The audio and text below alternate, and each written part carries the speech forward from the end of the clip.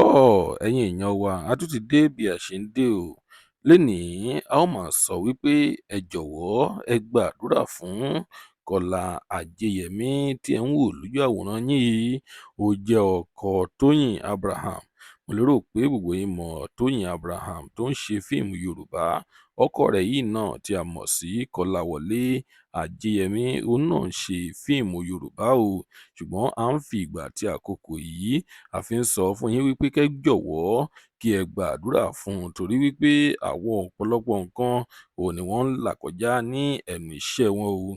Lára àwọn nǹkan tí wọ́n ń là kọjá náà ni ó ń ṣẹlẹ̀ sí arákùnrin tí ẹ̀ ń wò yìí tí a pe orúkọ rẹ̀ ní Kọ́láwọlé Ajéyẹmí. Ìdí tí mo fi sọ wípé kí ẹ gbìyànjú láti máa gbàdúrà fún àwọn òṣèré yín nìyí. Àwọn òṣèré tí ẹ bá mọ̀ wípé ẹ nífẹ̀ẹ́ sí, ẹ gbìyànjú láti máa gbàdúrà fún wọn torí wípé àwọn ìṣòro tó ń dojúkọ wọn kì í ṣe kèremí o.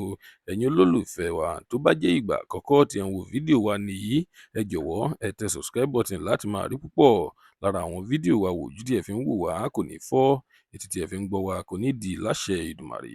Ọpẹ́ ọmọ Àjíbóyè lórúkọ tèmi, ẹ kú dédé wò yìí níbikíbi tẹ́ bá ti ń wò wá nílé lóko lẹ́yìn odi. Lónìí, ìròyìn jẹ́ kó yé wa wípé arákùnrin tí ẹ̀ ń wò yìí lójú àwòrán yín yìí tí a pe orúkọ rẹ̀ ní Kọ́lá Ajéyẹmí, ó ṣe ọjọ́ ìbí rẹ̀. Níbẹ̀ ni ìyàwó rẹ̀ ti lọ póòstì sórí ìtàkùn ayélujára rẹ̀ Instagram.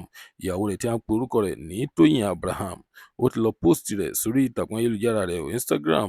Ó ní kí ẹ jọ̀wọ́ kí ẹ bá òun kí ọkọ òun, kí ẹ bá òun kí.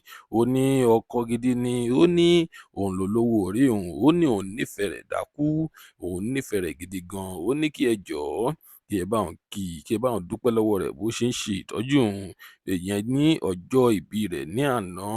Ẹ̀yin olólùfẹ́ Kọ́lá Ajéyẹmí àti ẹ̀yin olólùfẹ́ Tóyìn Abraham, ẹ gbìyànjú láti tẹ happy birthday sí ìsàlẹ̀ fídíò yìí ká lè máa fi ṣàjọyọ̀ pẹ̀lú ọmọ lọ́jọ́ ìbí.